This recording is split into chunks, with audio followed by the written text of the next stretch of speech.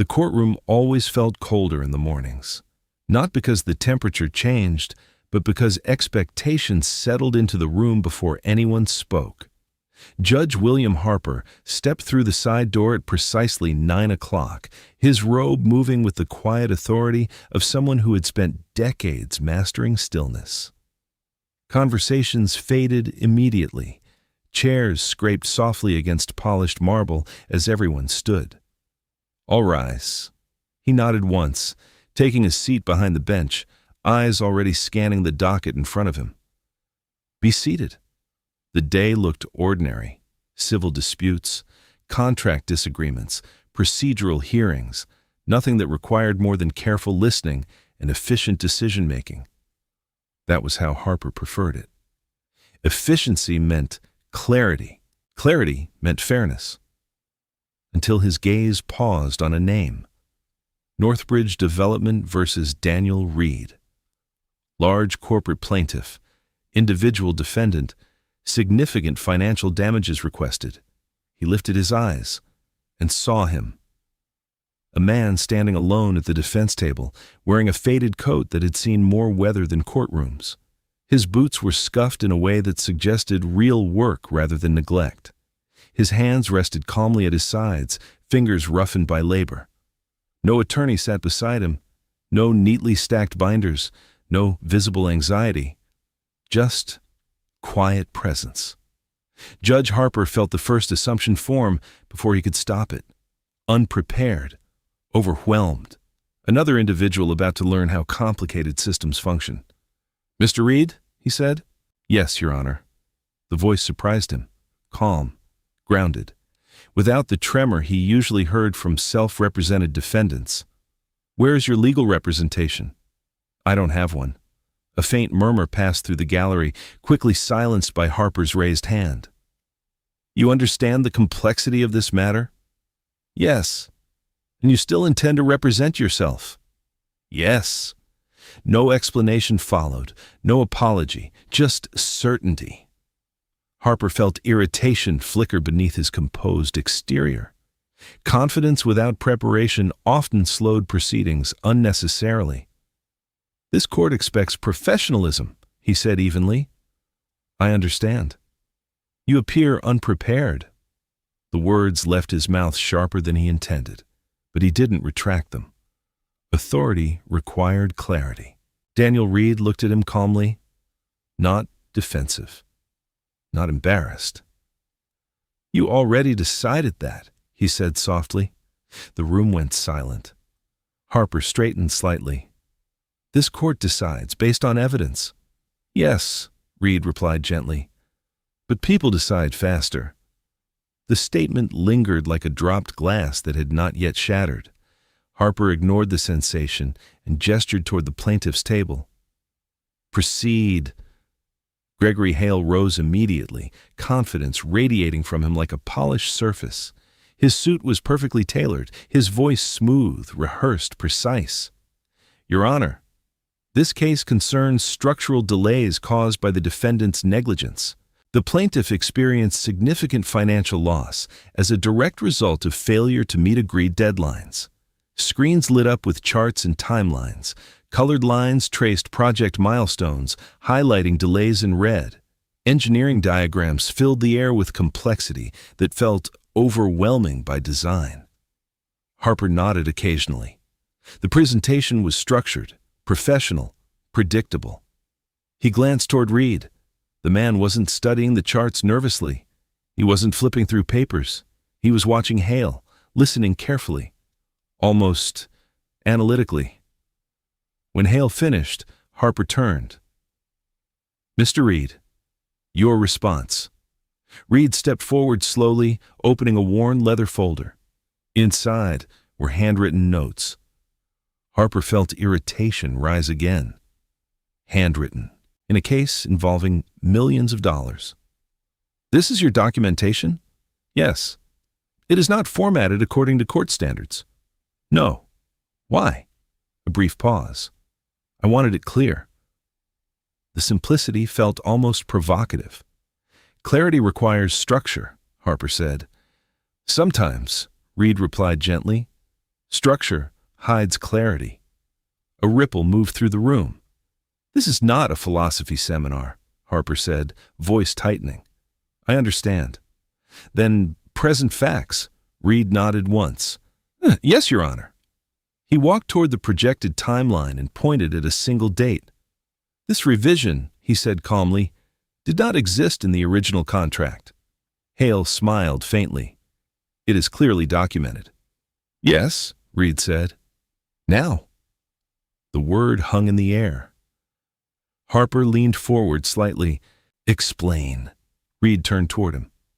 "The design modification was introduced 6 weeks after construction began. It required recalculating load distribution." Hale interrupted quickly. "Objection, mischaracterization." Reed didn't look at him. "It changed the structural balance of the entire system." Harper raised his hand. "Let him finish." Even as he said it, he wasn't sure why he felt compelled to give Reed space. Reed reached into his folder and pulled out a folded sheet. "May I approach?" Harper nodded. The clerk handed him the paper. Harper scanned it quickly, then slower. Engineering calculations, detailed, precise, professional, dated weeks before the alleged delay began. Harper looked up. "You prepared this?" "Yes." "When?" 3 days after the revision." Hale shifted. "We were not aware of that." Reed spoke softly. "It's archived in the project review files." Silence settled heavily. And for the first time, Judge William Harper felt curiosity replacing certainty. Harper held the paper a moment longer than necessary before setting it down. The calculations were clear, efficient, written by someone who understood structure at a level that went beyond theory.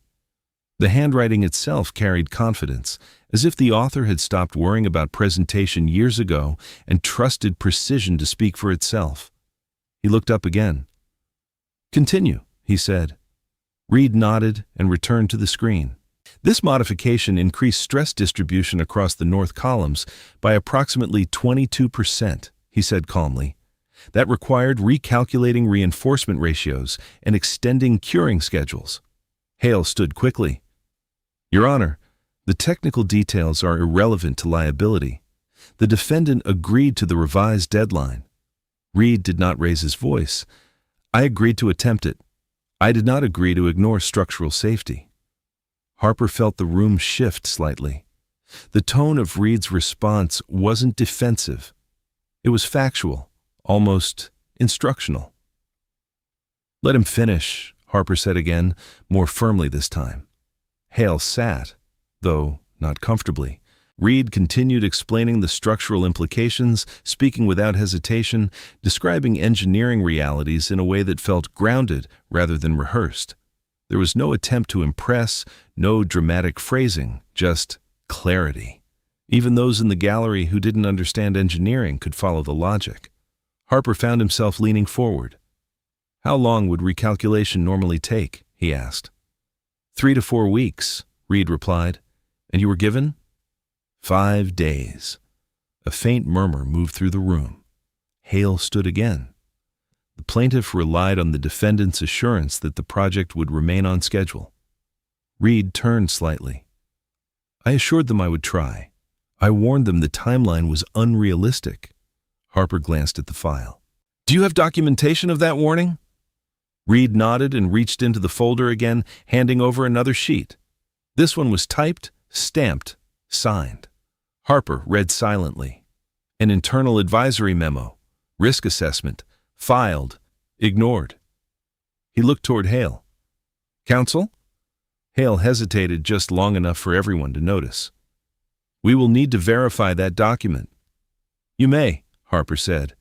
"For now it stands." He felt the subtle shift in the courtroom atmosphere, as if the direction of gravity had changed slightly. Reed spoke again. "When the revision occurred, I recalculated the reinforcement strategy. The design still worked, but only if additional time was allowed." "And was it?" Harper asked. "No." "Why not?" Reed paused before answering. "Financial pressure?" Hale objected immediately. "Speculation." Reed nodded calmly. "Then," I will say only this. I documented the risks. Harper studied him carefully. You anticipated this dispute? Yes. And prepared extensively? Yes. Then why present handwritten notes? The question slipped out before Harper could reconsider it. Reed met his gaze evenly. Because presentation changes perception. Harper frowned slightly.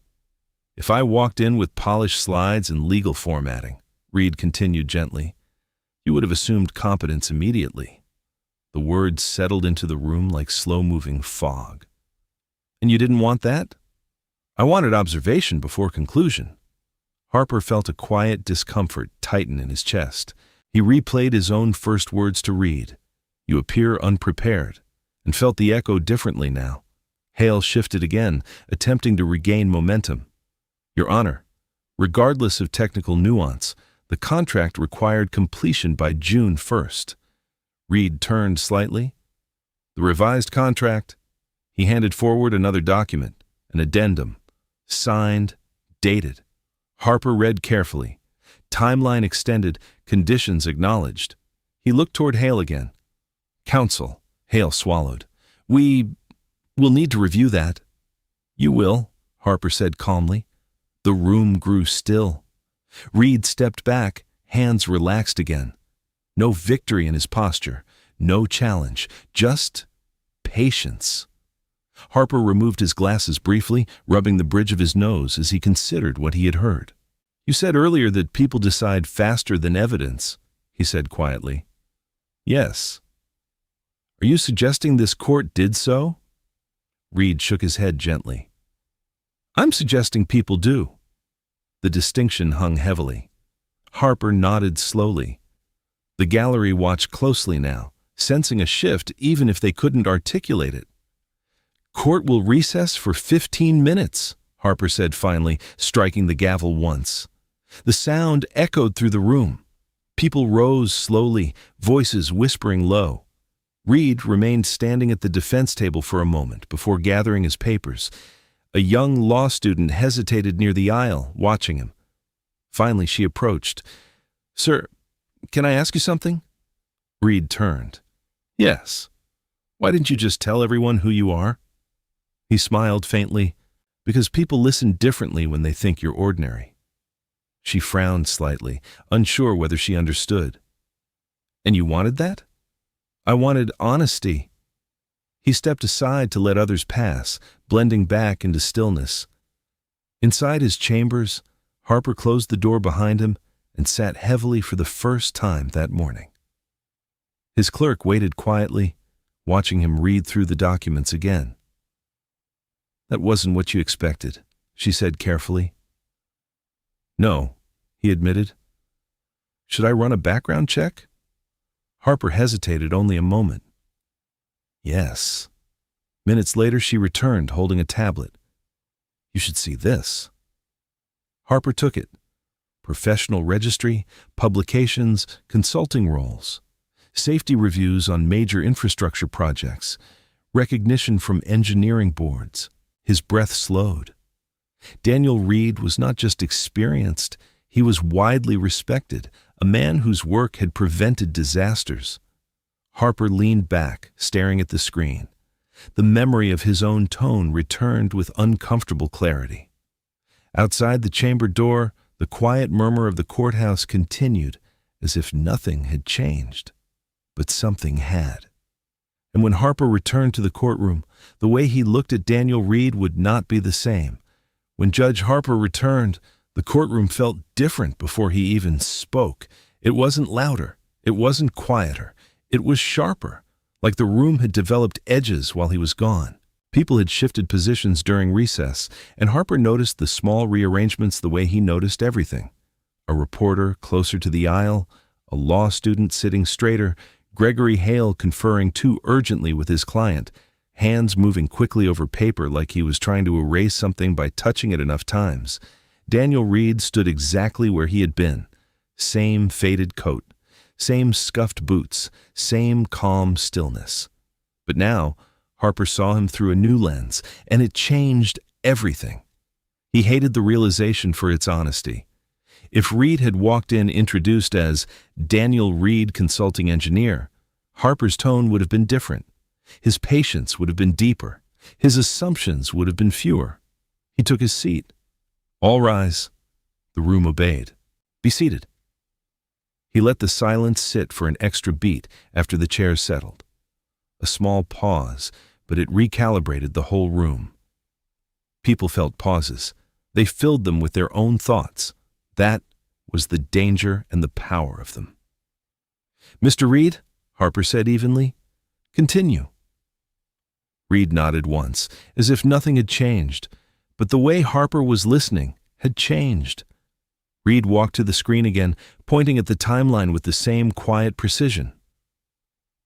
"This entry shows the delay beginning April 17th, he said. Hale stood immediately. "Yes, Your Honor. That delay created significant financial harm." Reed didn't argue. He didn't deny harm. He did something different. He traced the delay backward. "April 12th, he said. "Revision approval." "April 13th, he continued. "Material order adjustments." "April 14th, he said.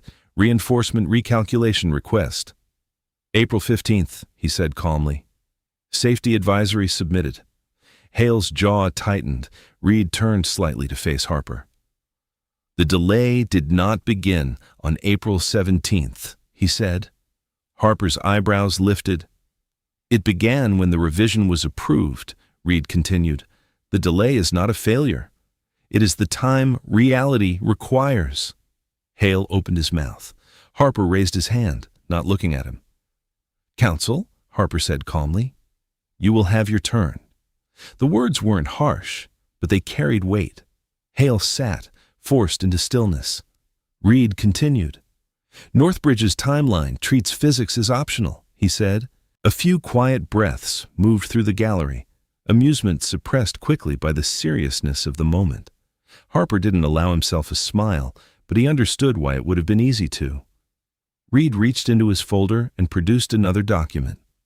This one thicker, folded carefully, edges worn in a way that suggested it had been carried and read often. Harper watched it come forward through the clerk's hands. When he read it, the muscles near his jaw tightened.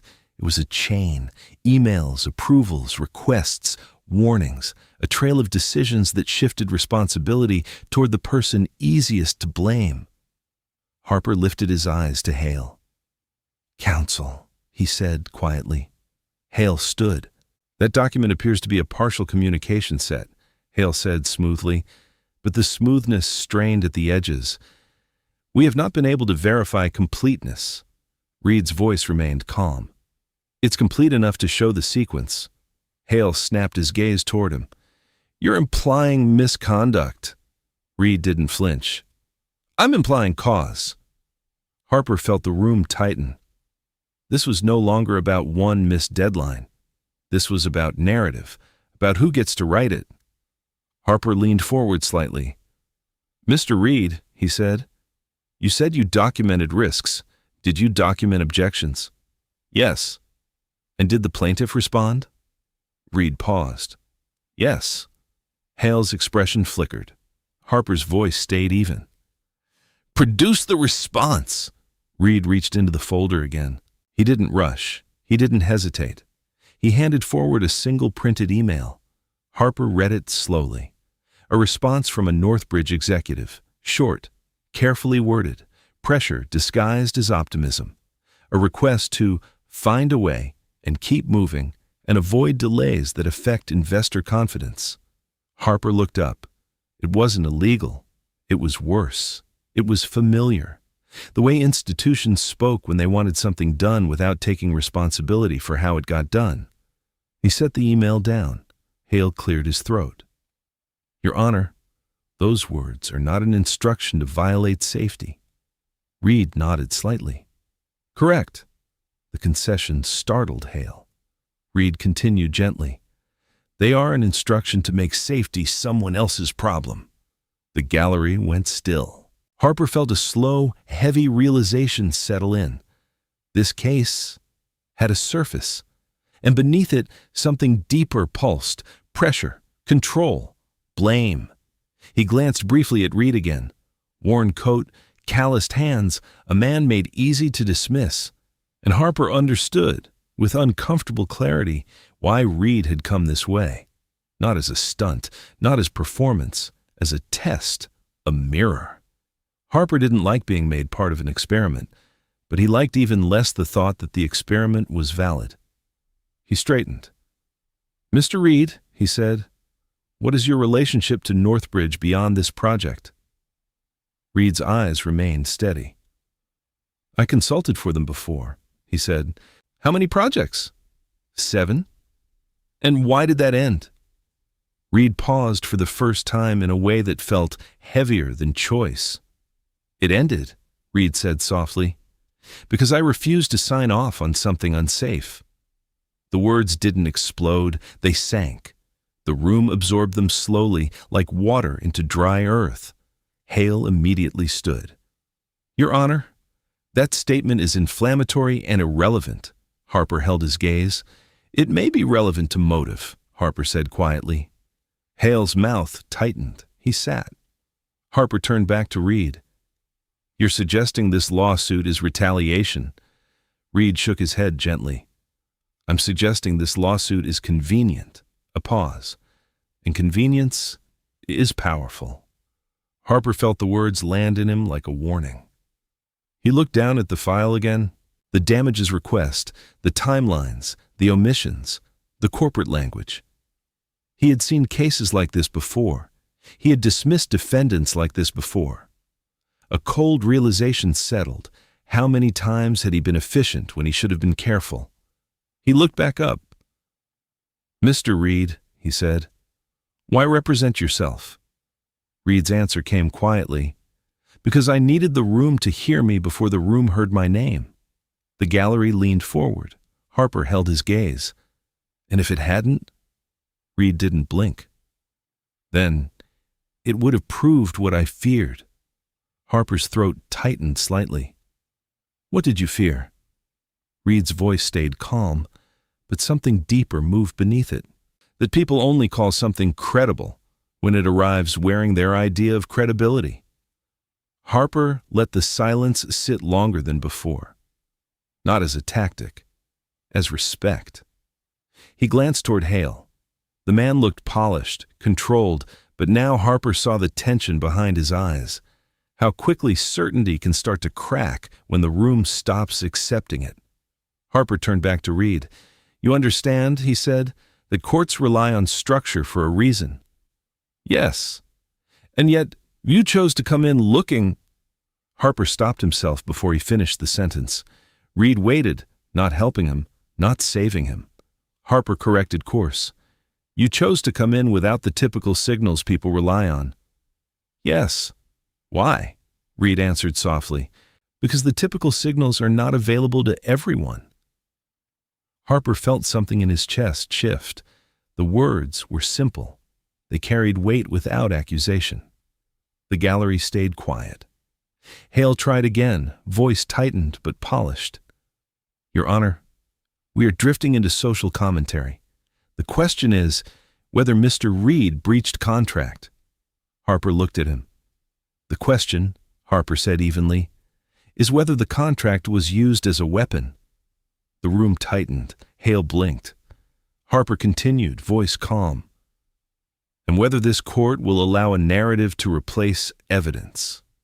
He looked at Reed again. "Mr. Reed," he said, "are you asking the court to dismiss the plaintiff's damages claim?" "Yes." "And are you asking for anything else?" Reed paused, then said quietly, "I'm asking the court to see what it normally doesn't." The statement landed like a stone in still water. Harper felt it ripple outward. He glanced at the gallery, faces listening, not sure what they were witnessing, but certain it mattered. He lifted the gavel. "This court will recess for deliberation." The gavel struck once. The echo followed Reed as he returned to the defense table, gathering his papers with the same unhurried calm. As people stood and whispered again, Harper noticed something new. They weren't just talking about the case anymore. They were talking about him, about his first words, about the shift in his tone, about whether authority could correct itself in real time. And as Harper rose to leave, he realized the case was no longer confined to a contract dispute. It was becoming a test of the courtroom itself, and he could feel the pressure building, quiet, steady, unavoidable. Judge Harper closed the door to his chambers slowly behind him, as if the extra second of silence might help him think more clearly. The noise of the courthouse faded, replaced by the low hum of ventilation and the faint rustle of paper as his clerk set files on the desk. He remained standing for a moment, not moving, not speaking. He replayed the morning from the beginning, the coat, the boots, the first sentence he had spoken. "You appear unprepared." It sounded different now. Not cruel, not hostile, but weighted with something he could not ignore anymore. Assumption delivered with authority. His clerk waited quietly. She had worked with him long enough to know when silence meant reflection rather than frustration. "Well?" she said, carefully after a moment. Harper exhaled slowly. "He's not who I thought." "That much is obvious." She slid a tablet across the desk. The background information she had pulled earlier remained open. Awards, professional recognitions, consultations on high-risk infrastructure, reports credited with preventing catastrophic failures. Harper stared at the screen. He remembered reading one of Reed's analyses years ago. A bridge reinforcement failure narrowly avoided because someone had refused to approve a shortcut. At the time, he hadn't thought about the person behind the report, just the outcome. Now that person had stood in his courtroom looking like someone most people would overlook without a second glance. Harper sat, finally. "Do you think he planned this?" his clerk asked. "Yes," Harper said quietly.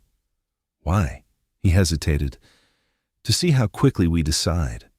The words felt heavy. The clerk nodded slowly.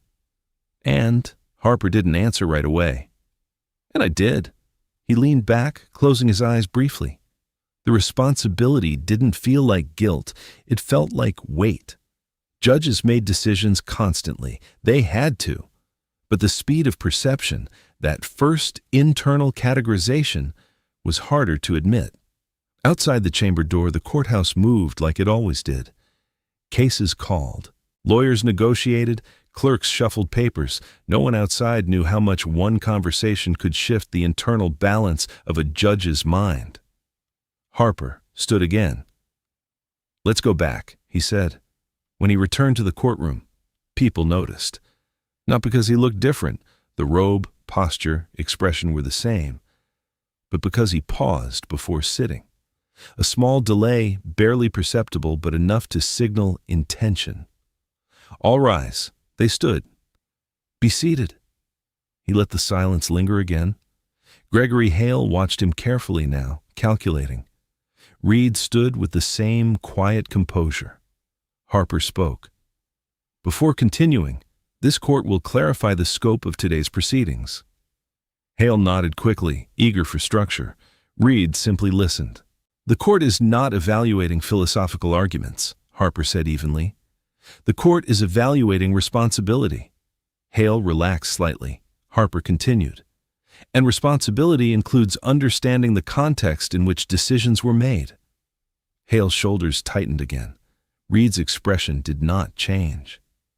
"Mr. Reed," Harper said, "you may continue." Reed stepped forward. He did not repeat himself. He built forward, adding layers to the explanation. He walked through the sequence of design revisions again, but this time with more detail about how decisions were communicated, how timelines were negotiated, how language in corporate emails softened demands without removing pressure. Harper noticed something subtle. Reed never exaggerated. He never raised his voice. He never attacked. He simply laid pieces down one by one until the shape became unavoidable. Hale stood. "Your Honor, the defendant is attempting to reinterpret corporate communication as coercion." Reed nodded slightly. "Not coercion. Influence." Harper raised a hand gently. "Counsel, let him finish," Reed continued. When an engineer says something cannot be done safely within a timeline, and the response is, find a way, responsibility shifts. Hale objected again. That is interpretation. Reed agreed calmly. Yes, it is. The admission disarmed the objection. An interpretation matters when assigning blame, Reed added. Harper felt the logic settle heavily. He looked toward the plaintiff's representatives seated behind Hale. Their expressions had shifted from confidence to calculation. They whispered to each other more frequently now, no longer certain how the room felt. Harper spoke again. Mr. Reed, earlier you said you refused to sign off on something unsafe. Was that on this project? Reed paused. No. Another project with Northbridge? Yes. Hale stood immediately. Your Honor, prior disputes are irrelevant. Harper's voice stayed calm. They may establish context. Hale sat slowly. Reed continued. I refused to approve a load calculation that reduced safety margin below recommended levels. And what happened? They replaced me. The room absorbed the statement quietly. Harper watched the gallery. No one moved. And now, Harper said, they claim negligence. Reed nodded once. That is their claim. Harper leaned back slightly. He felt the internal balance shifting further, not toward Reed personally, but toward complexity. The simple narrative he had expected at the beginning no longer existed. He glanced down at the file again. The damages claim looked heavier now, less like accountability and more like leverage. Harper spoke slowly. Counsel, does the plaintiff dispute that Mr. Reed raised safety concerns prior to termination? Hale hesitated, a rare visible crack. We do not dispute that concerns were raised, he said carefully. We dispute their validity. Harper nodded. Understood. He turned back to Reed. You anticipated being underestimated. Yes. And you allowed it. Yes. Why? Reed's answer came without hesitation. Because people show you who they are when they think you are no one. The words landed heavily. Harper felt them settle inside him, uncomfortable but honest. He allowed another silence, not empty, deliberate. The courtroom felt like it was breathing slower now. Finally he spoke. This court will hear closing arguments. Hale stood first, delivering a polished summary emphasizing contractual obligations, deadlines, financial consequences. His voice remained confident, but Harper sensed urgency beneath it. When Reed spoke, he didn't summarize legal points. He told the timeline again, simply, not defending himself, clarifying reality. When he finished, he returned to his place quietly. Harper sat still. The decision was not ready yet, and he knew it. But something else was forming, not just a ruling, a reckoning. He lifted the gavel. This court will recess again before delivering findings. The echo lingered longer this time. As people stood, whispering more openly now, Harper caught fragments of conversation drifting through the room. He set him up. No, he exposed something. That judge almost missed it. Harper heard enough to understand. The courtroom itself was watching him now. And for the first time in years, he felt the weight of being observed as intensely as he observed others. When the courtroom emptied again, the silence that followed felt heavier than before. Judge Harper remained seated long after the last whisper faded. The bench, the seal behind him, the weight of the robe. None of it felt different, but the air had changed. He replayed the first moment again. You appear unprepared. He hadn't shouted it. He hadn't insulted the man. He had simply concluded too quickly. And that was enough. He stood slowly and stepped down from the bench, not through the side exit this time, but through the front aisle. It wasn't dramatic. Most people had already left, but the few remaining noticed. Gregory Hale was speaking urgently with Northbridge's representatives. Their posture had shifted from relaxed confidence to tight calculation. They stopped talking when Harper passed. Reed stood near the back wall, placing his folded documents carefully back into the leather folder. He wasn't speaking to anyone. He wasn't defending himself in conversation. He simply waited. Harper paused a few feet away. "Mr. Reed." Reed looked up. "Yes, Your Honor." The formality remained intact, but something beneath it had changed. "You said earlier that people show who they are when they think you are no one." "Yes." "You believe that happened here?" Reed didn't answer immediately. "I believe it happens everywhere." The words were not accusatory. They were observational. Harper nodded once. "And you believe this lawsuit is convenient?" "Yes." "Convenient for what?" Reed held his gaze steadily. "For moving responsibility." Harper felt that land. "You're suggesting Northbridge needed someone to absorb failure." "I'm suggesting they needed distance from it." Harper studied him carefully. "You understand what you risked by walking in this way?" "Yes." "You could have lost." "Yes." "You were willing to accept that?" Reed's answer came quietly. "If truth depends on packaging, it's already lost." The hallway was nearly empty now. The echo of footsteps drifted faintly from somewhere distant in the building. Harper felt the weight of the moment settle deeper. He had presided over thousands of cases. Most ended cleanly, legally correct, procedurally sound, but few lingered like this. He returned to chambers without another word. Inside, he closed the door and removed his robe slowly. He placed it carefully over the back of his chair, staring at it longer than usual. The robe was meant to neutralize identity, to represent law, not personality. But law still moved through people, and people carried bias, subtle, quiet, almost invisible to themselves. His clerk entered gently. "You're still thinking about the first 5 minutes," she said. "Yes." "You weren't unfair." Harper considered that. "No," he said. "But I was fast." She didn't argue. Harper sat at his desk and opened the file again. This time he didn't skim. He read each page slowly, deliberately, resisting the urge to conclude before finishing.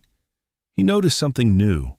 Patterns, language that shifted blame subtly, emails that softened responsibility, timelines that began at convenient points rather than original causes.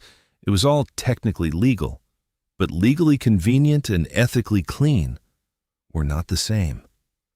Harper leaned back. If he dismissed the damages claim, he would be saying more than just, "No breach occurred." He would be acknowledging a larger dynamic. And if he ruled against Reed, he would reinforce that dynamic. He stood again. "Bring them back," he said quietly. Minutes later, the courtroom filled once more. The atmosphere was no longer routine. It was charged, not loudly, but with attention. "All rise." Harper entered, sat. "Be seated." He looked directly at Reed first, then at Hale. "This court has reviewed the documentation and arguments presented." Silence thickened. "Northbridge Development asserts that the defendant failed to meet contractual obligations following structural revisions." He paused. "However, the evidence demonstrates that those revisions materially altered the feasibility of the original timeline." Hale's jaw tightened. Harper continued, "The defendant documented safety concerns and recalculation requirements within days of the revision." He glanced at Reed. Those concerns were acknowledged but not meaningfully integrated into the project timeline. The room felt still. "Therefore," Harper said evenly, "the court finds that the delay cannot be reasonably attributed to negligence by Mr. Reed." A ripple moved through the gallery. "The plaintiff's claim for damages is dismissed." The gavel struck once, clean, final. But Harper did not stop. "Additionally," he continued, voice steady, "this court notes a pattern in the plaintiff's internal communications suggesting pressure to maintain appearance over feasibility." Hale shifted sharply. Harper held his gaze. "This court does not find evidence of illegality. However, it does find evidence of responsibility shifting. The words landed heavier than the ruling itself. Reed stood motionless. Hale's expression hardened, but he said nothing. Harper leaned forward slightly. "Mr. Reed." "Yes, Your Honor." "You chose to present yourself without the typical indicators of authority." "Yes." "You risked dismissal." "Yes." "Why?" Reed's answer was quiet. "Because fairness should not require credentials to be heard." The silence that followed felt different from earlier silences. This one felt complete. Harper nodded once. "Court is adjourned." The gavel struck again. People stood slowly. Conversations began, more open now, less restrained. Reed gathered his papers. As he turned to leave, Harper spoke once more. "Mr. Reed." He stopped. "Yes?" Harper held his gaze. "This court appreciates thorough documentation." Reed's mouth curved slightly, not quite a smile. "Thank you, Your Honor." He left without celebration, without acknowledgement from the crowd, blending into the hallway as if nothing extraordinary had happened. Harper remained seated. He looked out over the emptying courtroom, the benches, the flag, the seal, everything unchanged, except him. He had not been publicly humiliated. He had not been exposed dramatically. He had been slowed, and in that slowing, something fundamental had shifted. He realized that authority does not lose power when it pauses. It gains clarity. And clarity, when chosen deliberately, is the only thing that keeps power from becoming assumption. Outside the courthouse, Daniel Reed stepped into the afternoon light. No cameras waited, no applause followed. He adjusted his coat slightly and walked down the steps, unnoticed by most. Exactly as he intended. Inside, Judge Harper sat alone for another moment before rising. Tomorrow, another docket would wait. Another set of faces, another opportunity to decide quickly. Or to wait. And this time, he knew which one mattered more. The next morning, the courthouse opened the same way it always did. Metal detectors hummed softly. Clerks carried stacks of files. Lawyers rehearsed arguments in low voices. The machinery of justice moved forward without acknowledging what had happened the day before. But something subtle had changed. Judge Harper felt it before anyone said a word. When he entered the courtroom and took his seat, the routine felt familiar, yet sharper. The faces looking up at him carried a different kind of attention. Not distrust, not admiration, awareness. "All rise," he nodded. "Be seated." The first case began. A minor dispute over property boundaries. Normally, he would have listened to opening statements and moved swiftly toward clarification. Efficiency had always been his strength. But this time, when one of the parties stumbled over his words, poorly dressed, nervous, unrepresented, Harper did something he hadn't done in years. He waited. He didn't fill the silence. He didn't interrupt to help. He let the man finish. It took longer. But when the man finished, his argument made more sense than it had in the first 20 seconds. Harper noticed it immediately. So did the gallery. Small change, large impact. By midday, whispers had begun circulating beyond the courtroom walls. Not about the ruling, about the exchange, about the moment when Harper had paused before speaking. Some said the engineer had embarrassed him. Others said the judge had corrected himself in real time. Others said nothing, but watched. Across town, Daniel Reed sat at a quiet drafting table inside a modest engineering office. Blueprints were spread before him, sunlight cutting across graphite lines and measurement notes.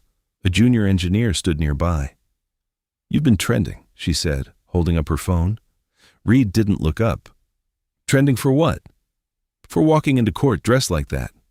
He smiled faintly. "And what are they saying?" "That you exposed bias." Reed finally looked up. "Bias doesn't need exposure," he said calmly. "It needs slowing." She tilted her head. "You think he'll change?" Reed paused. "He already did." Back at the courthouse, Gregory Hale stood in a conference room with Northbridge executives. The room felt tighter than usual. "This should have been simple," one executive said sharply. Hale kept his tone controlled. "It was until the narrative shifted." "You're saying it's the judge's fault?"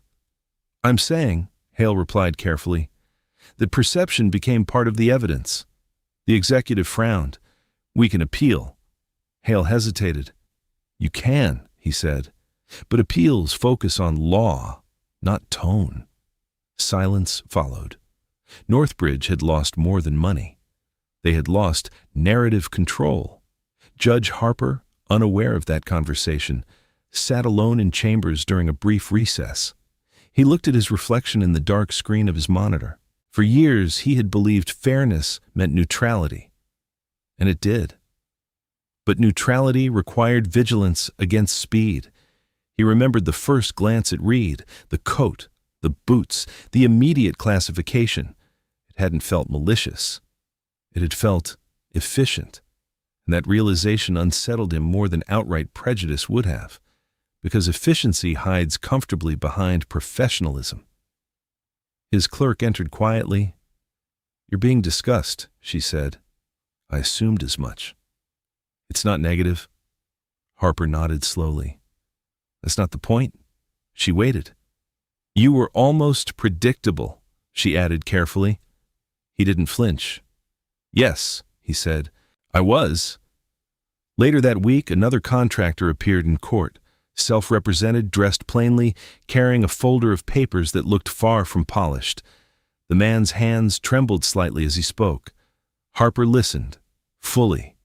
He asked questions without condescension. He allowed explanation without interruption. The contractor left that day with a fair hearing, regardless of outcome. Word spread quietly. Judge Harper had changed, not dramatically, not theatrically, but perceptibly. And that shift began to ripple outward. Law students spoke about it in classes. Attorneys adjusted how they presented cases. Some even noticed something uncomfortable in themselves, the quick internal sorting of people based on surface cues. Daniel Reed continued his work quietly. He did not grant interviews. He did not post explanations. He did not correct narratives. He believed in something simpler. If one room slowed down, others might follow. One evening, Harper stood alone again in the empty courtroom. Sunlight had long faded, replaced by the sterile glow of overhead lights. He walked slowly past the defense table where Reed had stood. He imagined the first moment again, the speed, the assumption, and the choice to correct. Authority had not weakened when he adjusted. It had strengthened. He looked up at the seal above the bench. Justice, not efficiency, not speed. Justice. He turned off the lights and stepped out into the hallway. The courthouse doors closed behind him. Outside, the city moved as it always had. People walking, cars passing, stories unfolding, some loud, some quiet, but somewhere within the rhythm of that city, a small shift had taken place. A judge had learned to pause. A man had refused to dress for approval. And a courtroom had been reminded that credibility is not worn, it is demonstrated. The story did not end in applause. It ended in awareness. And awareness, once introduced, does not easily disappear. The security gates. He walked past the bulletin board near the clerk's office without looking. Then he stopped.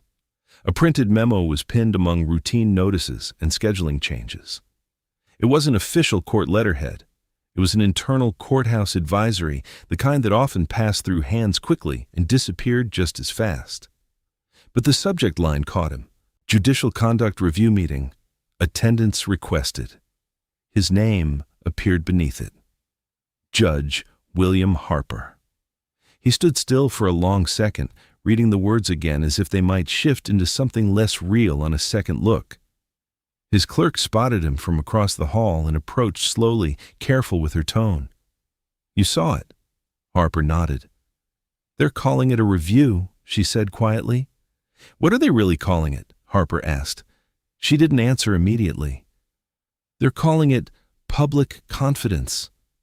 Harper exhaled slowly. Public confidence was the phrase institutions used when they didn't want to say public pressure. He walked to his chambers, closing the door behind him, and sat without removing his robe. The fabric felt heavier than it had weeks ago, not because the robe had changed, but because his awareness of what it represented had. His clerk placed a folder on his desk. "From the administrative office," she said. Harper opened it. Printouts, screenshots, summaries. A thread from a legal forum, expanded and reposted, now circulated beyond the initial circle. Comments dissected the Reed case from every angle. Some praised Harper for slowing down. Some accused him of bias for needing the lesson in the first place. Some accused Reed of manipulating the court. Some accused Northbridge of weaponizing law. Some accused everyone. The story had grown legs, and once a story starts walking, it doesn't ask permission. Harper read quietly. He wasn't surprised by criticism. He was surprised by what stung, not the accusations, the certainty, people deciding what happened based on what they wanted to see. He closed the folder slowly. "This is going to be a performance," he said. His clerk nodded. "They'll want you to explain." "I can't explain my mind," Harper said softly. "I can only explain my actions." "That might be enough." Harper didn't respond. He stared at the seal on the wall, the emblem meant to represent something larger than any one person. He had always believed authority lived in that symbol. Now he understood authority lived in how people experienced it. An experience is never neutral when speed enters the room first. Later that afternoon, he walked into the administrative conference room in the West Wing. It was smaller than a courtroom, but felt more dangerous because it didn't operate on evidence. It operated on optics. 3 people waited inside. A senior administrator with tired eyes and a voice trained to sound calm under pressure. A judicial ethics officer with a thick binder and a sharper gaze. And a deputy chief judge, older, composed, the kind of man who had survived decades by never letting his face reveal what he thought.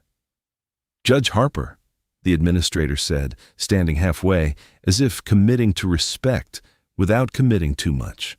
Harper nodded once and took a seat. The ethics officer flipped open the binder immediately. "We're here," she began, "because of concerns raised regarding courtroom demeanor during the initial Reed hearing." Harper's jaw tightened slightly. He didn't speak. The ethics officer continued. "There are claims of prejudgment based on appearance." Harper held her gaze. "There are claims," he said calmly, "because I spoke too quickly." The deputy chief judge's expression remained neutral. The administrator leaned forward slightly. "Judge, we need to understand what happened." Harper's voice stayed even. "What happened is visible in the transcript." "We've reviewed the transcript," the ethics officer said. "We're asking for your perspective." Harper paused long enough to feel the weight of the room's expectation.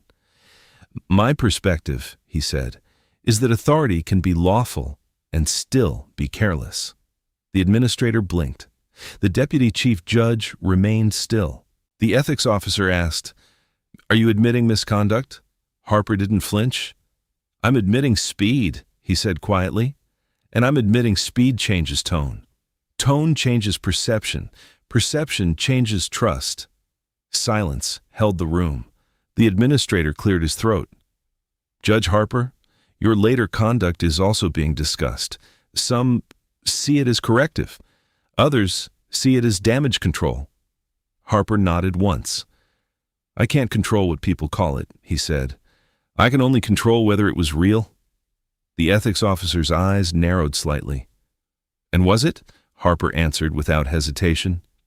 "Yes." The deputy chief judge finally spoke, voice calm. "You understand what people want, Harper." Harper looked at him. "They want certainty," the deputy chief judge continued. "They want the system to look infallible." Harper's voice stayed steady. "The system isn't infallible, it's human." A pause. "And humans require reminders." The ethics officer flipped a page. We're also receiving concerns about Mr. Reed. Harper's eyebrow lifted slightly. Concerns? Claims that he intentionally manipulated the court. Harper leaned back slightly. He chose how he presented himself, Harper said calmly. That's not manipulation, that's reality. The administrator frowned. He withheld his reputation. He withheld influence, Harper corrected softly. There's a difference. The deputy chief judge watched him carefully. You're defending him, he said. Harper met his gaze. I'm defending the principal, Harper replied. That credibility shouldn't depend on costume. The words hung in the air. The administrator's voice softened. Judge Harper, this isn't about punishing you. It's about making sure this doesn't become a problem. Harper's mouth tightened faintly. It's already a problem, he said. It just wasn't visible until someone forced it into light. Silence again. The ethics officer closed her binder slowly. We will note your statement. Harper stood. As he reached the door, the deputy chief judge spoke again. One more thing.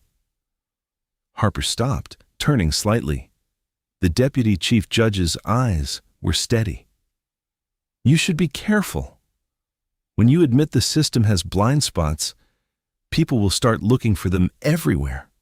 Harper held his gaze. Maybe they should, he said quietly. He left the room without waiting for a response. In the hallway, the courthouse noise returned, phones ringing, footsteps, distant voices calling case numbers. But Harper's awareness made it all feel louder, sharper, more urgent. His clerk waited near his chambers. How bad? She asked. Harper exhaled slowly. They don't know whether to punish me or praise me, he said. And what do you think they'll do? Harper looked down the corridor toward the courtroom doors. They'll do whatever keeps the story quiet. His clerk nodded slowly. And if it doesn't stay quiet? Harper didn't answer immediately. He thought of Reed, the calm presence, the worn coat, the way the man had stood without pleading for respect. He thought of Northbridge, suddenly silent after the dismissal, and how silence can be a strategy when eyes are watching. He thought of the public, hungry for certainty, quick to decide, quick to assign roles. Finally, Harper said quietly, Then it won't be a story anymore.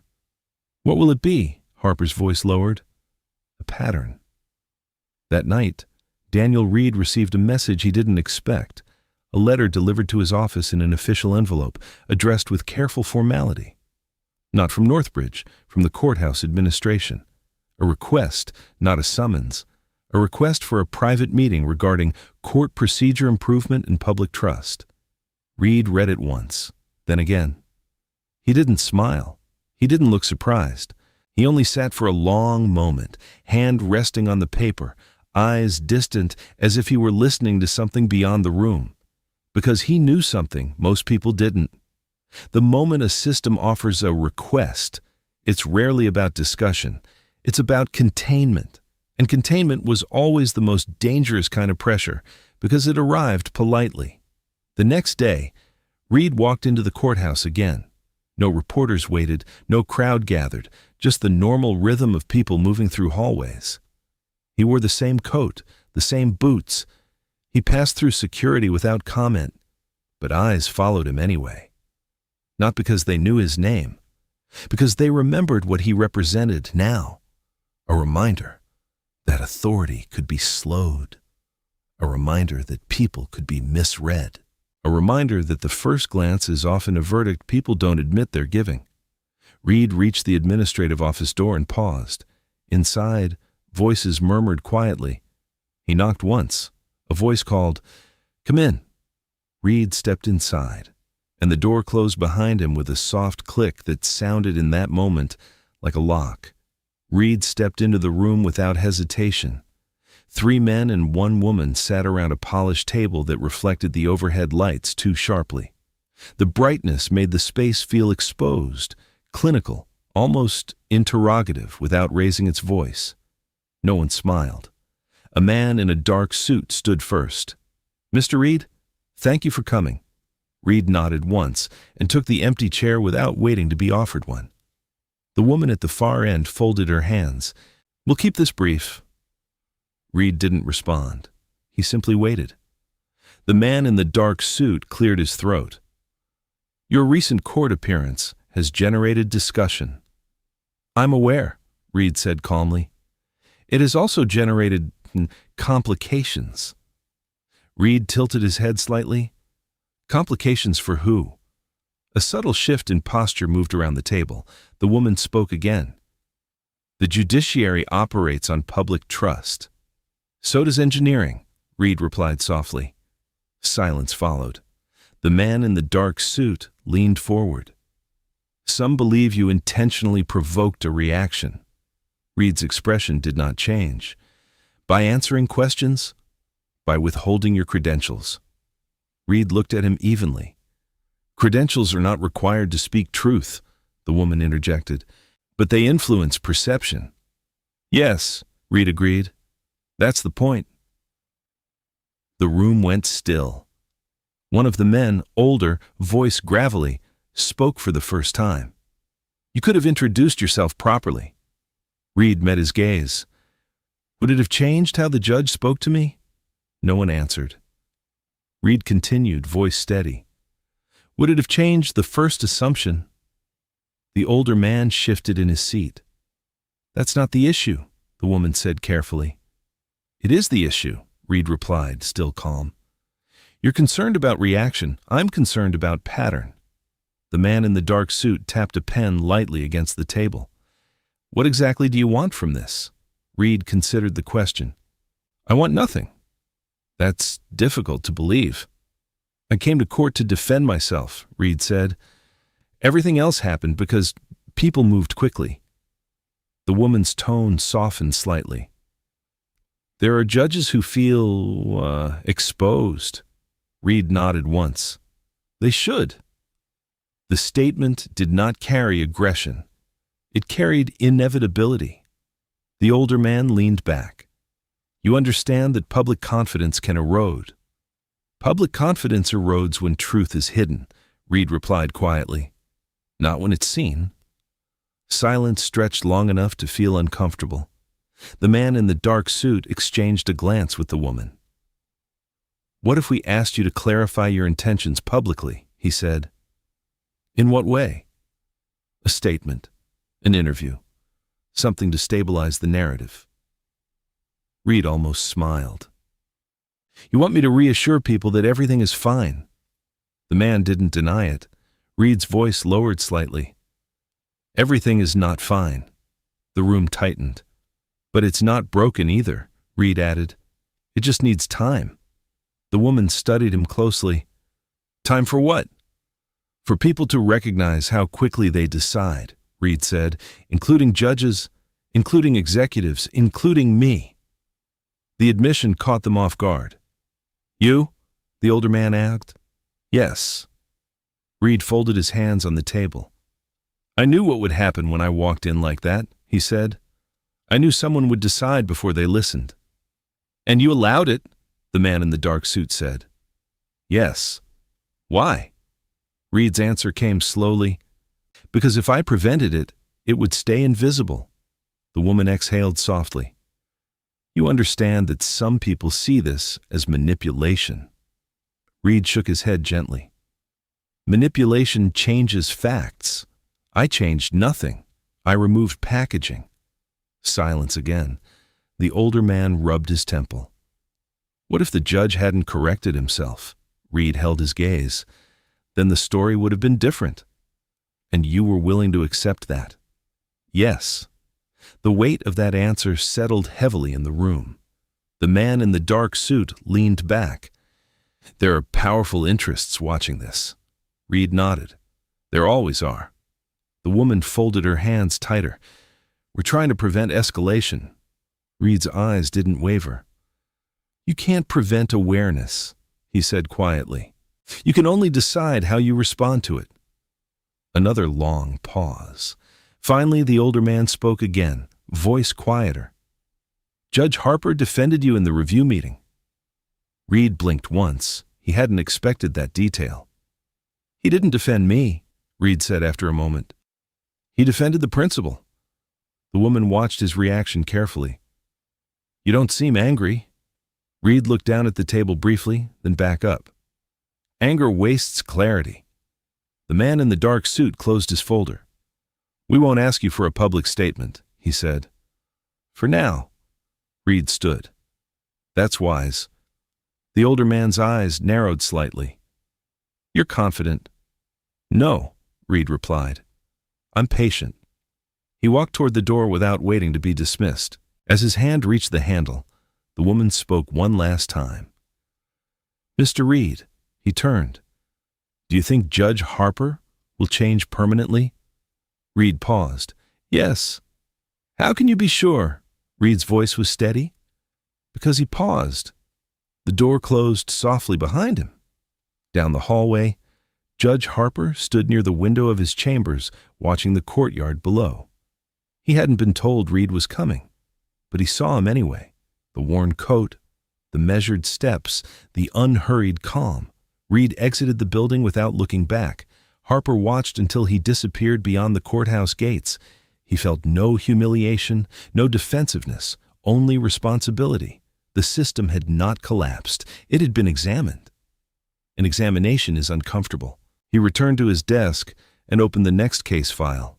Another name, another face he had not yet seen. He closed his eyes for a brief moment, and when he opened them, he chose to wait before deciding who that person might be. Outside, the city moved as it always had. But something invisible had shifted. And once a system becomes aware of its own speed, it can never return to ignorance.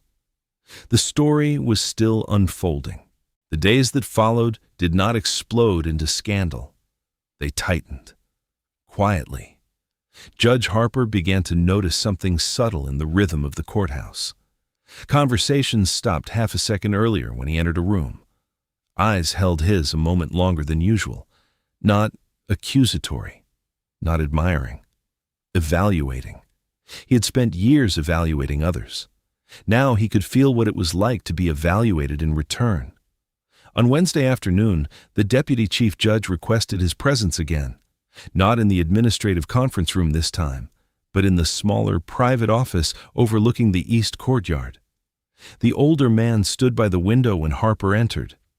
You're not in trouble, he said, before Harper could speak. Harper closed the door behind him. That's not reassuring. A faint hint of a smile touched the older man's face. You're also not being promoted. Harper waited. The deputy chief judge turned slowly. There are donors calling. Harper didn't react outwardly. Northbridge? He asked. Among others. Concerned about the ruling? Concerned about the tone. Harper exhaled quietly. Tone, he repeated. You questioned corporate motive publicly, the deputy chief judge said. You suggested responsibility shifting. I suggested evidence showed it. The older man nodded once. I know that. But you know how this works? Harper did. Funding committees did not enjoy being part of public narrative shifts. Stability was profitable. Reflection was unpredictable. They want reassurance, the deputy chief judge said carefully, that the system is intact. It is intact, Harper replied. But not unquestioned, the older man added. Silence settled between them. You paused, the deputy chief judge said finally. Yes. That's what changed everything, Harper held his gaze. You think I shouldn't have? I think, the older man replied slowly, that pauses make people nervous. Speed makes people careless. The deputy chief judge studied him. You're not wrong, he said quietly, but you're also not untouchable. Harper nodded once. I'm aware. Later that evening, Gregory Hale sat in his office long after his staff had gone home. The city lights reflected off the glass wall behind him. He replayed the hearing in his mind, but not with anger, with analysis. He had misjudged Reed. He had misjudged Harper. He had assumed the pattern would hold. Corporate narrative first, individual defense second. It usually did. He leaned back in his chair and stared at the ceiling. This wasn't about losing a case. It was about losing control of framing. And once framing slipped, other cases could follow. He picked up his phone and dialed. "Yes," he said when the line connected. "We need to review how we initiate these claims going forward." Across town, Daniel Reed sat at his drafting table again. Blueprints lay before him, but he wasn't drawing. He was thinking. He had received 2 messages that day, one from a university law professor requesting a guest lecture on bias in professional environments. The other from a construction firm asking if he would consider consulting on a project that had tight timelines but high visibility. He smiled faintly at that phrasing. Tight timelines, high visibility. The pattern never disappeared. It only changed clothing. His phone buzzed again. Unknown number. He let it ring once, twice, then answered. "Mr. Reed," a voice said. Calm, familiar. "Yes, it's Judge Harper." There was no tension in Reed's voice. "Yes, Your Honor. I'm not calling in an official capacity. I assumed." A brief pause. "I wanted to ask you something directly," Harper said. "I'm listening. When you walked into that courtroom the first day, what did you expect from me?" Reed didn't answer immediately. He respected the weight of the question. "I expected efficiency," he said finally. "And? I expected you to correct it." Harper was silent on the other end of the line. "You were confident in that," Harper said. "Yes." "Why?" Reed's answer was steady. "Because people who value authority usually value integrity." The words landed slowly. "You gave me more credit than I deserved in that moment," Harper said quietly. "No," Reed replied. "I gave you time." Another silence. Harper spoke again. "You understand that this has consequences." "Yes." "For me?" "Yes." "For the institution?" "Yes." "For you?" Reed smiled faintly.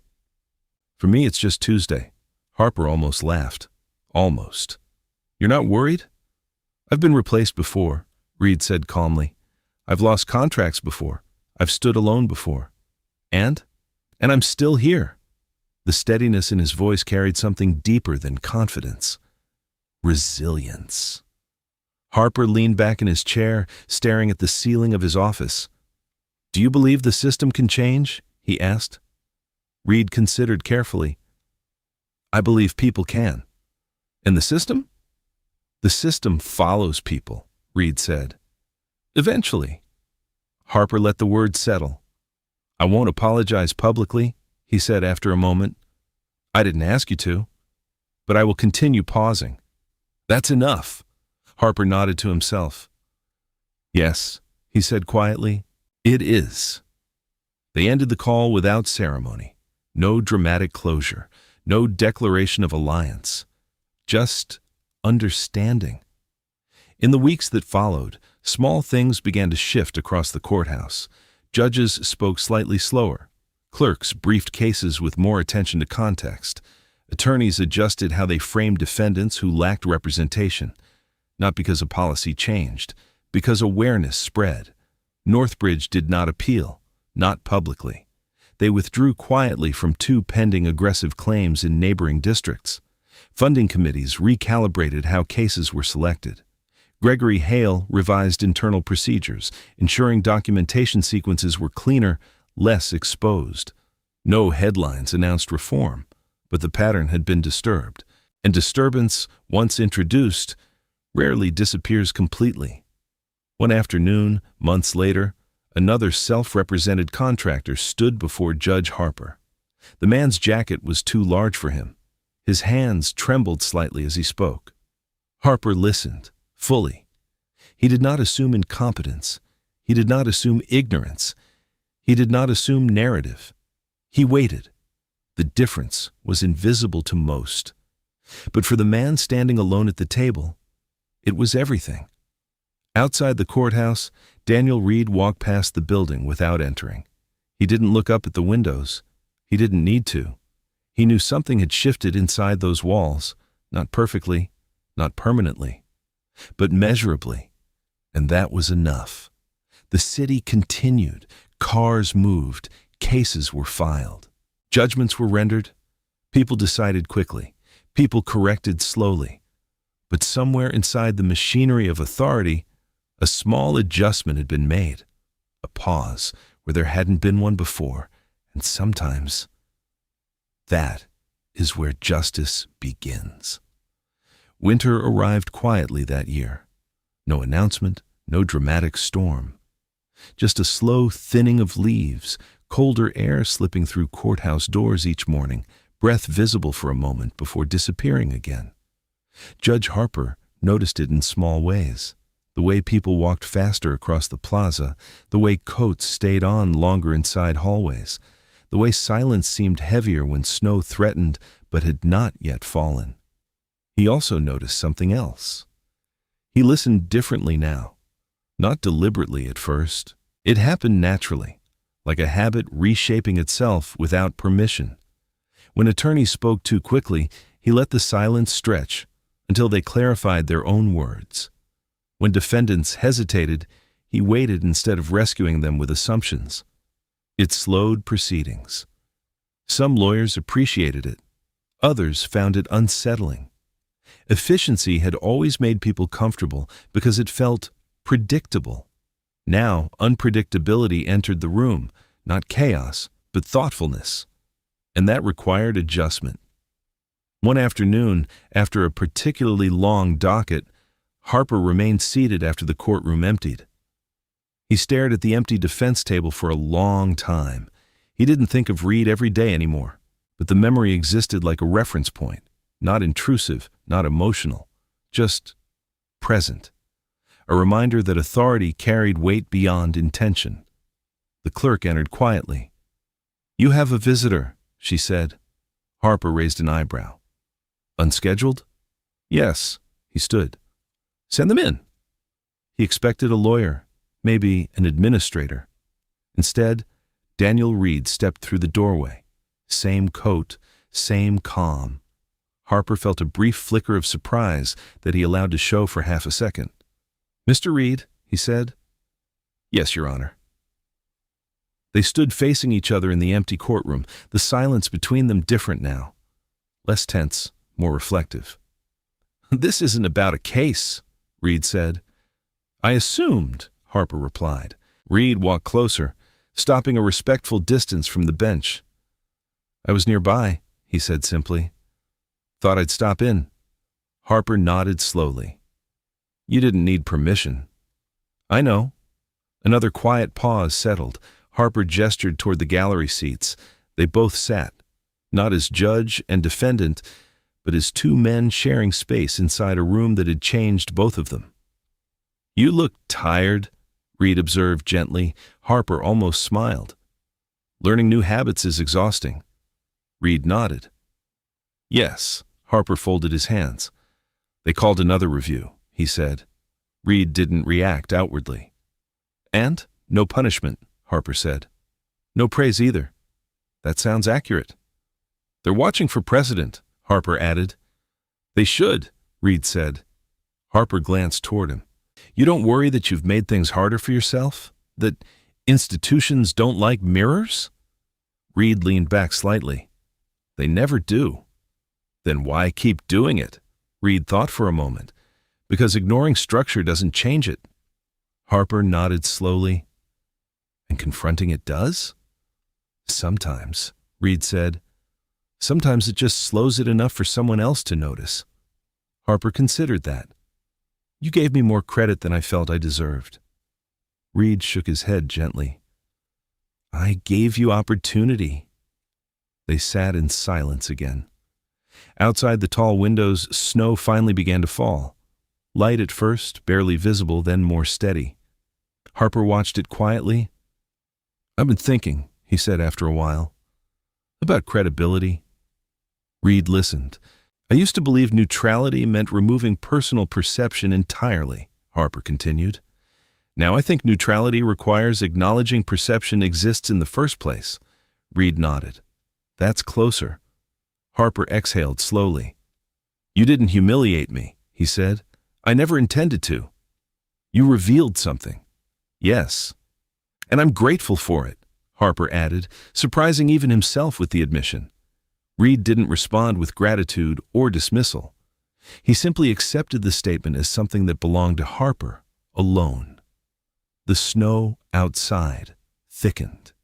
People moved across the courtyard more slowly, heads lowered against the cold.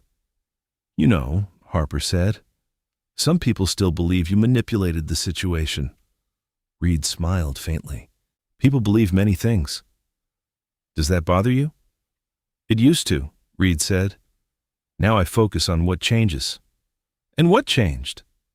Reed glanced around the empty courtroom. You paused, Harper nodded. Yes. That's enough, Reed said. They sat a little longer, neither rushing to end the moment. Eventually, Reed stood. I should go. Harper rose as well. Thank you for coming. Reed inclined his head slightly. As he turned toward the exit, Harper spoke again. Mr. Reed. Reed stopped. Yes? If you ever return to this courtroom as a litigant again? Reed waited. I will still treat you as someone whose credibility must be earned through evidence, Harper said. Reed smiled gently. That's exactly what I would expect. He left. The door closed softly behind him. Harper remained standing for a moment, listening to the fading footsteps. Then he returned to his desk and opened the next case file. Another name, another unknown story. He paused before reading. Just one breath, just enough to clear assumption. Outside, snow continued to fall, covering the courthouse steps slowly, quietly, without announcement. And inside, the rhythm of justice continued, not faster, not slower, but more aware than before. Spring arrived almost unnoticed, as if the city had decided to change without asking permission. Snow disappeared first from the courthouse steps, then from the shaded corners of parking lots, until one morning, sunlight reflected off bare pavement instead of ice. People moved differently when winter ended, shoulders lifted, stacked one after another, each demanding stacked one after another, each demanding attention, each carrying its own urgency.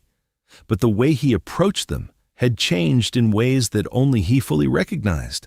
He listened longer, he interrupted less, he asked questions differently, not to control the flow, but to understand its direction.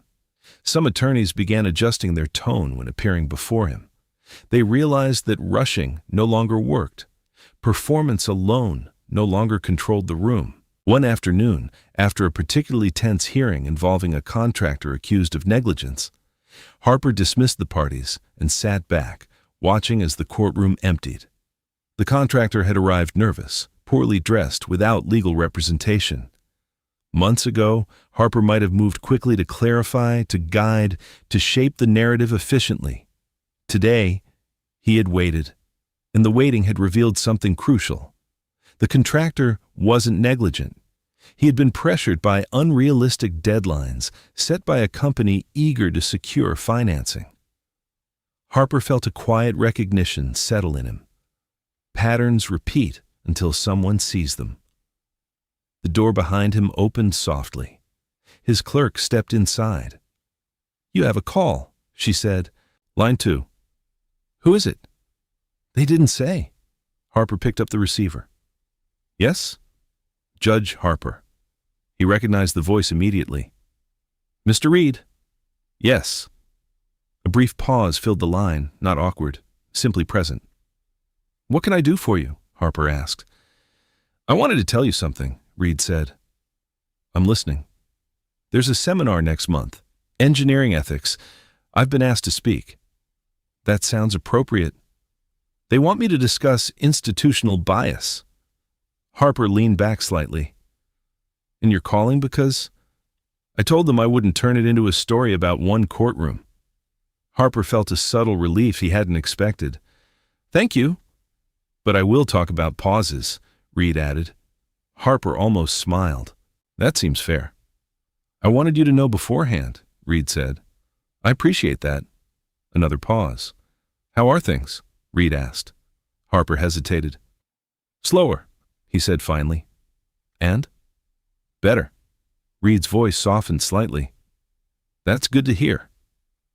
They ended the call simply. No dramatic conclusion, no lingering sentiment, just mutual understanding. Later that week, a young attorney approached Harper after court adjourned. Your Honor, she said carefully, may I ask you something? He nodded. You've changed how you run hearings, she said. Was that intentional? Harper considered before answering. Yes. What caused it? He thought of Reed standing quietly at the defense table. He thought of his own first words. He thought of the silence that followed. Experience, he said simply. She nodded slowly, absorbing more from the tone than the words themselves. As she left, Harper returned to his desk. He opened the next file. Another unfamiliar name, another person he had not yet met. He paused again before reading. Not long. Just enough to remind himself that every story begins before anyone speaks. Across town, Reed stood in front of a classroom filled with engineers, students, and professionals. He spoke without notes, hands relaxed at his sides. Authority, he said, is not the enemy of fairness. Speed is. The room listened. When we move too quickly, he continued, we mistake familiarity for truth. A student raised a hand. Are you saying we should distrust expertise? Reed shook his head. No. Expertise matters, but expertise should invite questions, not end them. Another student asked, have you seen this happen personally? Reed paused. Yes. Did it change anything? He smiled faintly. It changed one room, he said. And sometimes, that's enough. Outside the courthouse that same afternoon, Harper watched people move across the plaza through the window of his chambers. He no longer wondered whether the system could change all at once. He understood now that systems shifted one decision at a time, one pause at a time, one person choosing to listen differently. The realization didn't feel dramatic. It felt steady. Like a foundation reinforced quietly beneath a structure no one notices until it holds stronger against pressure. And as the afternoon sunlight stretched across the courtroom floor, Harper realized something unexpected. He no longer felt defined by the moment he spoke too quickly. He felt defined by the moment he chose to slow down afterward. And that difference, invisible to most, was everything. Summer arrived with heat that settled into the courthouse walls and refused to leave. Air conditioners hummed constantly, fighting a losing battle against sunlight that poured through tall windows and stretched across polished floors. Tempers rose faster in summer, patience thinned, deadlines felt sharper. Judge Harper felt it in the rhythm of hearings. Voices came louder, arguments pressed harder, attorneys leaned forward as if proximity could force agreement. He noticed something else too. When pressure increased, people reverted to speed. They spoke over each other. They interrupted. They assumed. And he felt the old instinct inside himself, the urge to cut through it quickly, to restore order through efficiency. But now, he recognized the instinct before acting on it. One afternoon, a heated dispute between a small subcontractor and a large property management firm filled the courtroom with tension. The subcontractor stood alone, hands trembling slightly, papers clutched too tightly. The firm's attorney delivered a polished argument, clean and structured, filled with references and numbers. Harper felt the pattern forming. He could almost predict the outcome based on presentation alone, and that recognition made him pause. He turned to the subcontractor. You may respond. The man began quickly, stumbling over words, losing his place, apologizing mid-sentence. Months ago, Harper might have intervened, clarified, compressed. Today, he waited. The silence made the room uncomfortable, but discomfort forced clarity. Slowly, the man regained footing. And when he finished, A detail surfaced that had not appeared in the firm's narrative, a clause buried in fine print that shifted responsibility subtly but significantly. Harper felt the shift a ripple through the room. The attorney for the firm adjusted his posture. The subcontractor stood straighter. And Harper felt the weight of the moment. Not dramatic, not public, but real. After adjournment, as the courtroom emptied, Gregory Hale entered quietly. Harper noticed him immediately. "You're not scheduled today," Harper said. "No," Hale replied. "I wanted to speak informally." Harper gestured toward the gallery seats. They both sat. The silence between them felt different than it had months ago. Less adversarial, more measured. "You've changed," Hale said plainly. Harper didn't deny it. "Yes. Some of my clients are uneasy." Harper's expression remained neutral. "Because I listen longer? Because you question framing?" Harper nodded slowly. "That's part of my job." Hale leaned forward slightly. "You understand that corporations operate on timelines, predictability." "So does justice," Harper replied. "Predictability relies on consistency," Hale said. "And consistency requires fairness," Harper responded evenly. Hale studied him carefully. "There was a time," he said, "when your courtroom was efficient. It still is. Not in the same way." Harper didn't argue. Efficiency used to mean speed. Now it meant clarity. "That case with Reed," Hale said quietly, "it shifted more than you think." "I'm aware. It made some people nervous." Harper met his gaze. "Good." Hale almost smiled but didn't. "You don't regret it?" "No." "Even with the pressure?" Harper paused. "Pressure reveals structure." Hale nodded slowly. "I misjudged him." "Yes," Harper said calmly. "So did you." "Yes." The honesty hung between them without hostility. Hale stood. "I suppose we're all adjusting." Harper nodded. "Yes." After Hale left, Harper remained seated a moment longer. He felt something unexpected. Respect. Not for losing a case, not for winning one, but for acknowledging error without defensiveness. Across town, Reed walked through a construction site wearing a hard hat, reviewing steel framework under the summer sun. An engineer approached him. "You've been asked to consult on 3 projects this month," she said. "I know." "Are you going to accept them?" Reed paused. "Only the ones that listen." She frowned slightly. "Listen to what?" "To risk." The steel beams above them caught the light, casting long shadows across the ground. Back at the courthouse, Harper prepared for a case that had already drawn media attention. A major developer faced allegations of negligence after cutting corners to accelerate a project. The courtroom filled early. Reporters took seats, quietly. Cameras waited outside. Harper entered as he always did. "All rise," he sat. "Be seated." The developer's attorney began with confidence, charts, timelines, financial impact. Harper listened. Then he waited. He let silence sit longer than usual before calling the opposing party forward. When the injured subcontractor spoke, Harper didn't rush him, didn't compress his narrative. He allowed the details to unfold naturally. The media noticed, not the content, the pace, the deliberateness, the refusal to be hurried. Later that evening, a small article appeared online. Not about scandal, not about controversy, about a courtroom that felt different, a courtroom where arguments were allowed to breathe. The article didn't mention Reed by name. It didn't need to. Harper read it once, then closed the screen. He felt neither pride nor anxiety, only confirmation. Outside, summer heat lingered. Inside, the rhythm of justice continued, not louder, not softer, but steadier. And as Harper locked his office that evening, he understood something clearly.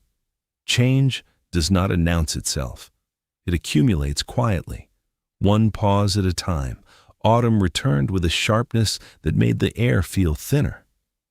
Leaves gathered along the courthouse steps in uneven clusters, caught in corners where wind couldn't quite reach.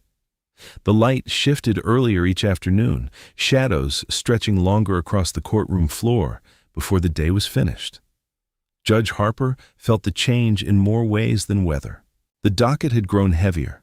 Cases with larger financial stakes, disputes that carried political undertones, corporate representatives seated beside attorneys with tighter smiles, advocacy groups watching from the gallery with notebooks open. He recognized the pattern. When pressure builds around institutions, those institutions either harden or they clarify. One particular case arrived with unusual quiet. A regional infrastructure firm filed suit against a former project supervisor. Allegations of negligence, cost overruns, safety violations. The supervisor appeared alone, middle-aged, slight stoop, work boots polished but old, a suit jacket that didn't quite fit his shoulders. Harper noticed something instantly. Not the clothing, the stillness. It reminded him of someone. He forced himself not to let recognition become assumption. "State your name," Harper said evenly. "Thomas Avery." "Representation?" "I'll be speaking for myself." A faint murmur rippled across the room. Harper did not react. He felt the old instinct rise again, the subtle internal categorization that comes from repetition. Corporate plaintiff, individual defendant, complex case, familiar outcome. He recognized it, and he paused. "Proceed," he said. The firm's attorney delivered a structured, polished narrative of delays, internal warnings, budget impact. Charts appeared, projections followed. Harper listened carefully. Then he turned to Avery. "You may respond." Avery began slowly, stumbling over dates at first, correcting himself awkwardly. Harper resisted the urge to intervene. Silence held the room longer than it felt comfortable. Then, something shifted. Avery described how safety concerns were raised internally and dismissed, how requests for additional time were reframed as lack of commitment, how memos were edited before reaching upper management. Harper leaned forward slightly. "Do you have documentation?" he asked. Avery nodded, hands shaking slightly as he pulled folded papers from his jacket. Harper felt the weight of déjà vu pressed gently against his thoughts. He took the papers, read carefully. The pattern was similar. Not identical, but familiar. Pressure disguised as motivation, deadlines framed as opportunity, risk reframed as resilience. He glanced toward the firm's attorney. "Counsel?" The attorney's tone remained calm but thinner than before. "We will review those documents." Harper nodded. He did not rush to conclusion. He did not deliver immediate skepticism. He allowed the narrative to unfold fully. When court adjourned that afternoon, reporters lingered outside the doors. One of them approached Harper carefully as he exited through the side corridor. "Judge Harper," the reporter said, "is there a shift happening in how your courtroom operates?" Harper stopped. "What do you mean?" "You've been described as deliberate." Harper considered the word. "Deliberation is part of the job," he said. "Some say you're less predictable." "Predictability is not the same as fairness." The reporter scribbled quickly. "Is this related to the Reed case?" Harper's expression remained steady. "Every case is related to the responsibility of listening," he replied. He walked away before another question could form. That evening, Reed sat alone on the steps outside his office building, watching traffic move steadily under orange streetlights. He received a message from a colleague. "You've started something," Reed typed back slowly. "No." "I slowed something." He placed the phone in his pocket and looked up at the darkening sky. He did not mistake momentum for transformation. He knew better. Systems resist change, but they respond to consistency. Back in his chambers, Harper sat alone again, the Avery file open before him. He traced the similarities without rushing to conclusion. He knew the danger of seeing patterns everywhere once you've seen one clearly. Bias can flip direction just as easily. He forced himself to examine evidence without assuming repetition. Hours passed quietly. Finally, he leaned back and closed his eyes briefly. The difference now was not that he trusted individuals more than institutions. The difference was that he trusted evidence more than appearance. The next morning, the Avery hearing resumed. The courtroom felt charged but controlled. Harper listened carefully. When the firm's attorney attempted to compress the narrative into efficiency, Harper interrupted gently. "Clarify that timeline." The attorney hesitated. "Provide documentation for that claim." The attorney adjusted posture. The room felt the shift. Avery stood straighter. Not because he was winning, because he was being heard. At the end of the hearing, Harper did not deliver a rushed ruling. He recessed for deliberation. Reporters whispered. Attorneys recalculated. Avery sat quietly at the defense table, hands folded, waiting. Harper returned. He delivered his findings clearly. Not dramatic, not theatrical. He ruled based on documentation, and the documentation favored Avery. The firm's claim weakened under its own framing. The gavel struck once. Clean, final. As people stood and voices began rising again, Harper remained seated a moment longer. He felt something settle inside him, not pride, not defiance, alignment. Outside, leaves continued to fall across the courthouse steps, patterns repeated, but they no longer moved unchecked. And inside that courtroom, the rhythm of authority had changed, not because it lost power, but because it gained patience. Winter came again, this time without hesitation. The first snowfall arrived overnight, covering the courthouse steps in a quiet white layer that softened every sound. Footsteps pressed into it slowly, leaving brief evidence of movement before more snow filled the gaps. Judge Harper watched from his office window before court began, hands resting lightly against the cool glass. He thought less now about the moment that had changed him, not because it no longer mattered, because it had settled into him as something permanent, no longer an event, but a way of being. The courthouse doors opened below. People moved in and out, coats pulled tight, heads lowered against the cold. Another day, another docket. He turned away from the window and entered the courtroom. "All rise," the familiar words felt steady in his mouth. "Be seated." The first case began quickly. Procedural matters, short hearings, routine motions. The rhythm felt normal again, but beneath it ran something different. People expected him to listen now. That expectation changed how they spoke. Attorneys slowed slightly.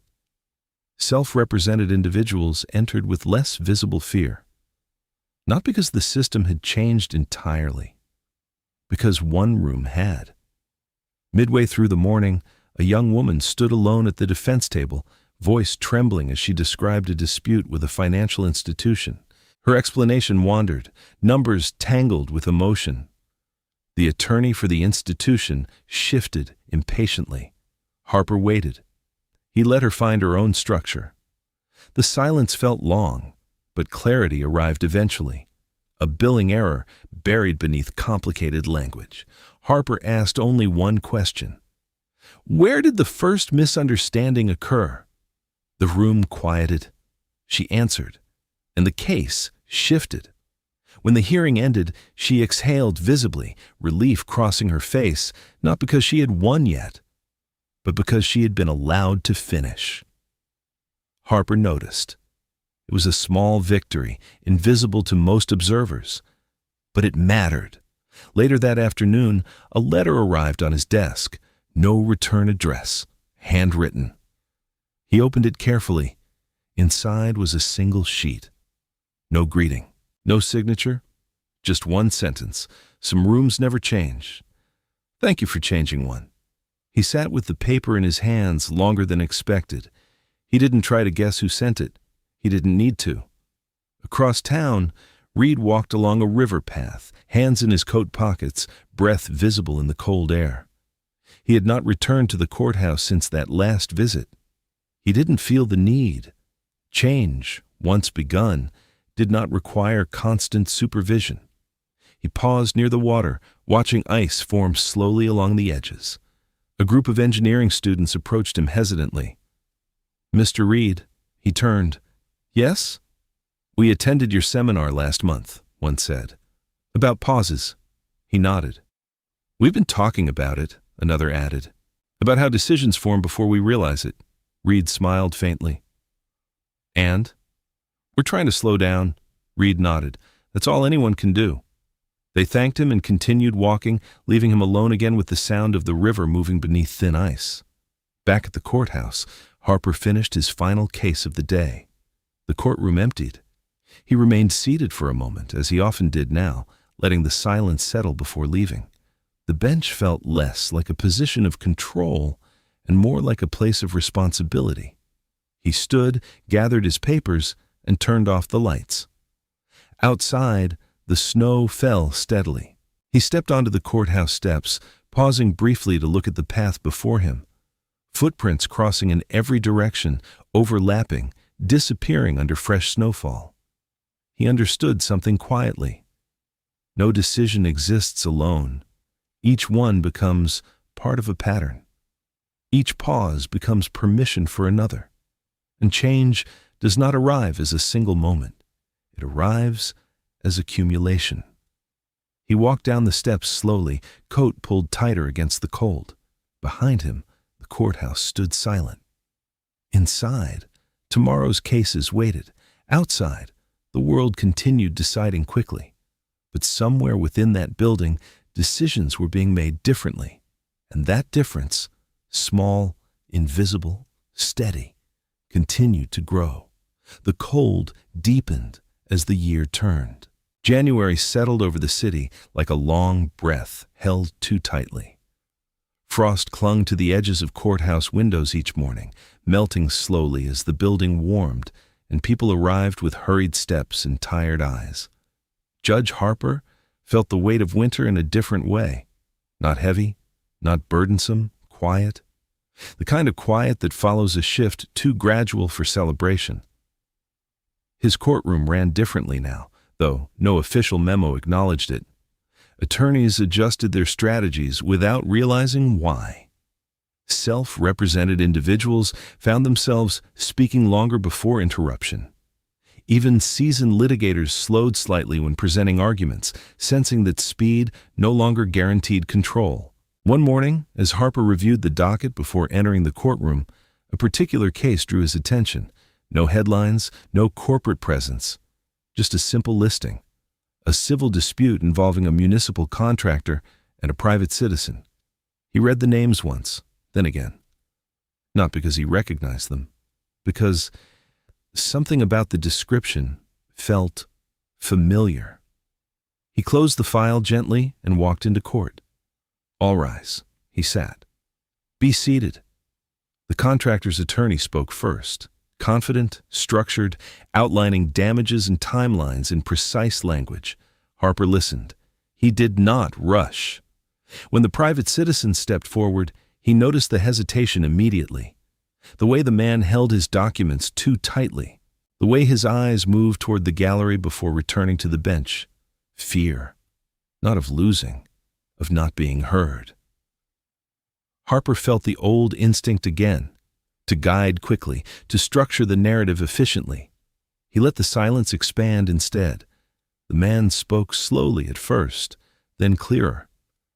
And then, something unexpected emerged, a series of communications that reframed the entire dispute. The contractor's attorney shifted. Harper recognized the moment when certainty faltered. He asked one question. Who initiated that revision? The answer shifted responsibility, not dramatically, but enough. The hearing continued, deliberate, measured. When it ended, Harper recessed for consideration. He returned later with a ruling grounded entirely in documented sequence rather than presentation strength. The private citizen left the courtroom without looking back, shoulders lighter.